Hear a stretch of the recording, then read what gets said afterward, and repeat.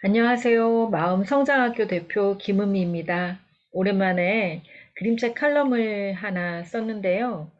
월간 그림책 7월호에 잊었던 용기, 휘리 작가의 신작 그림책에 대한 이 책 어때요? 라는 그 칼럼을 하나 썼어요. 그래서 오늘은 그 칼럼을 여러분과 함께 읽어보는 시간을 갖겠습니다. 제가 쓴 칼럼을 읽어드릴게요. 휘리 작가의 잊었던 용기 그림책은 지금 여기 뒤에 보이시는 것처럼 이렇게 네, 너무 예쁜 그림책인데요. 이 그림책에 봄, 여름, 가을, 겨울의 풍경과 또 초등학교 다니는 두 명의 여자아이가 등장을 합니다. 강아지도 나오고요. 네. 잊었던 용기.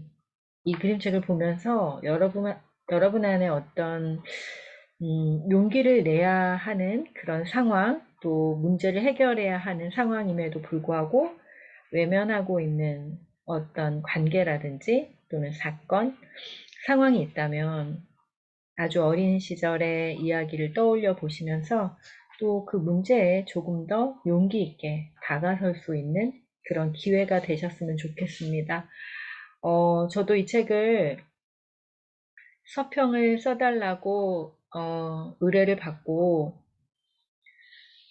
사실 좀 바빠서 쓰지 말까 쓸까 고민을 하다가 책 소개를 들어가서 읽었는데요.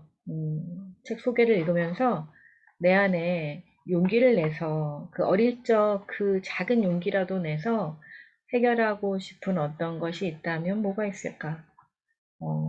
그걸 좀 마주하고 싶네 라는 생각이 들어서 이 책을 읽고 또 기꺼이 서평을 쓰기로 했습니다. 7월호 월간 그림책 이 책 어때요? 코너에 소개됐으니까요. 여러분 또 네이버에 검색하셔서 월간 그림책 7월호에 나온 거 보시고요. 저는 이제 칼럼을 한번 읽어드릴게요. 한번 들어보세요. 잊었던 용기, 휘리 글 그림, 마음 건네는 내 안의 용기. 눈보라가 하얗게 세상을 온통 뒤덮고 거리에는 차도 사람도 거의 보이지 않는다. 겨울방학을 지나고 학교에 온 아이는 어색한 마음에 친구에게 인사를 하지 못하고 눈을 피하고 만다. 봄꽃이 환하게 필 때까지 친하게 지내던 친구가 먼저 말 걸어주기를 기다린다. 하지만 아무 일도 일어나지 않는다. 여름을 재촉하는 비가 내린 어느 날 우산을 쓰고 터덜터덜 신주머니를 발로 차며 집으로 돌아오는 길에도 온통 친구 생각뿐이다. 자, 여러분 그림이 좀 그려지세요? 비가 오는 날 우산 쓰고 신주머니를 툭툭 치면서 걸어갔던 그런 기억이 혹시 있으실까요? 네, 저도 그런 기억이 있는데요. 계약하고 나서 친구와 인사를 나누지 못하니 계속해서 언제 인사를 할까, 언제 친구가 나를 아는 척 해줄까 이러고 있는 상황이에요. 햇살이 창가에 내리비치는 어느 날 아이는 가만히 방에 앉아 마음을 다해 편지를 쓴다. 다시 가까워지고 싶다고, 손잡고 인사하고 하루 동안 일어난 일을 다 말하고 싶다고. 가슴을 졸이며 쓴 편지를 붙이고 답장을 기다리고 또 기다린다. 강아지와 공원 호숫가를 달리고 또 아무도 없는 한적한 공원에서 그네를 탈 때도 학교에서 돌아오는 길에도 온통 답장이 왔는지 안 왔는지 답장이 오기만을 기다린다. 잊었던 용기는 휘리 작가의 어린 시절 이야기를 쓴 에세이를 그림책으로 옮긴 것이라고 한다. 나만 그런 줄 알았는데 유난히 인사하는 것이 두렵고 부끄러웠던 어린 시절의 내가 떠올랐다. 아이가 친구에게 인사를 하지 못하고 눈길을 피할 때, 가슴 졸이며 어떻게 다시 다가가야 할지 고민할 때 답답한 마음이 그대로 전해진다. 저도 어린 시절에 인사하는 게 그렇게 부끄럽고 싫었어요. 근데 오늘 또 이 글을 또 읽으면서 또 다시 생각해 보면, 저는 이제 가운데 끼인 아이 둘째였거든요. 둘째다 보니까 제가 스스로 느끼기에 아무도 나한테 관심이 없어 라는 그런 의식 속에서 오랫동안 살았어요. 그러다 보니 아무도 나한테 관심이 없는데 내가 굳이 인사해서 뭐 해? 이런 생각들이 그 어린 꼬마였던 저에게 있었나 봐요. 그래서 인사하는 게 두렵고 또 의미 없다 생각되기도 하고 음, 그랬지 뭡니까? 네. 어른들이 만날 때마다 이름이 뭐냐, 학교가 어디냐, 몇 살이냐, 막 이런 질문들이 저한테는 굉장히 스트레스였고 부질없다 느껴졌고 가르쳐 줘봤자 뭐해? 또 잊어버릴 거면서 이런 마음이 많이 있었어요. 이 책을 읽으면서 친구에게 인사하지 못했던 그 아이를 보면서 저는 친구에게도 그리고 또 주변에 있는 어른들에게도 인사를 잘 못하는 그런 아이였던 저를 또 만날 수 있었습니다.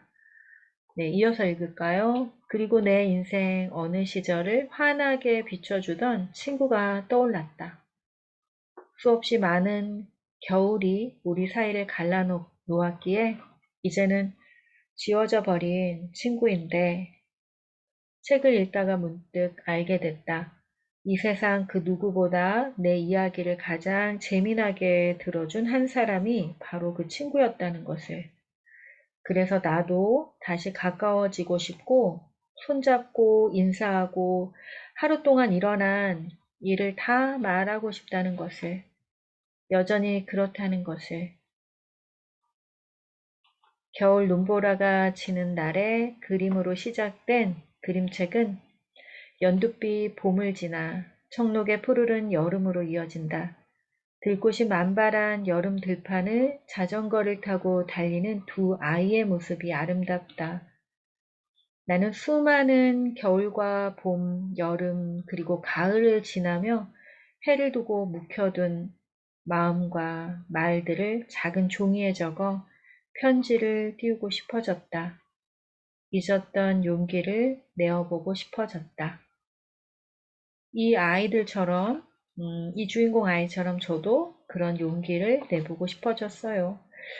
음, 수많은 겨울이 우리 사이를 갈라놓았고, 그리고 우리는 너무 오랫동안 서로에 대해 궁금해하지도 또 어떤 연락도 취하지 않았지만, 그때 거기에서 그 시절에 누구보다도 제 얘기를 가장 잘 들어주던 한 사람이 바로 그 친구였다는 것을 알게 되었네요. 편지를 보내줘서 고마워. 나도 사실은 너와 인사하고 싶었거든. 이 편지를 읽고, 이 편지를 읽고 나면 다시 반갑게 인사하자. 우리 엄마가 넌 참 용감한 아이라고 했어. 자, 책에 나온 문장이에요. 편지를 받고 답장이 왔는데 그 친구가 이렇게 써준 거예요. 편지 보내줘서 고마워. 나도 너랑 인사하고 싶었거든. 우리 다시 만나서 반갑게 인사하자. 그리고 좀 쑥스러웠는지 엄마 얘기도 해요. 우리 엄마가 너는 참 용감한 아이라고 했어. 이렇게요. 이렇게 순수한 마음으로 다시 나의 용기를 받아주지 않을지라도 제 친구가요. 겸연쩍은 상황에 힘을 보태, 겸연적인 상황에 힘을 보태줄 엄마가 우리에겐 없을지라도 내 안에 잊었던 용기를 내어 그저 나의 따뜻한 날들에 대해 감사의 마음을 전하고 싶다. 그때 거기에서 함께해서 따뜻했다고 그 마음을 전할 수 있겠지요. 여러분은 잊었던 용기 그림책 아직 보진 않았지만 제 이야기를 들으면서 또 뒤에 너무 그림이 예쁘잖아요. 네, 저 그림을 보면서 어떤 생각들이 드셨을까요? 네, 잊었던 용기를 내어서 다시 돌아보고 싶은 그 시간이 있었다면 잠시 그 시간에 머물러서 그때의 감정과 또 그 사람에 대해서 떠올려 보는 것만으로도 우리의 삶이 훨씬 더 풍요롭고 그리고 마음이 열리는 그런 삶을 또 살아갈 수 있지 않을까 생각합니다. 굳이 다시 만나지 않더라도 말이지요. 자, 오늘 제 이야기는 여기까지인데요. 어른들을 위한 그림책 심리 코칭. 오늘, 이야기가 어떠셨을까요? 네. 자, 제가 휘리 작가의 용기, 잊었던 용기를 응원하기 위해서 영상을 찍었는데 응원이 됐으면 좋겠네요. 네, 저는 또 다음에 뵙도록 하겠습니다. 여러분 감사합니다.